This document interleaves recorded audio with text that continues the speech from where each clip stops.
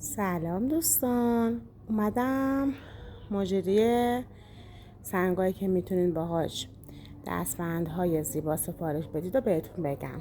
آمیتیس، کریسکولا، عقیق سبز خزه‌ای، کوارس توت فرنگی، کوارس یا کریستال کوارس درجه 1، کوارس رتال داره طلایی، عقیق قرمز، انواع یاقوت سرخ، روز کوارس، گارنت، چشم ببر، چشم شاهین، لاوا، حدید و عقیق بوستوانه درجه 1.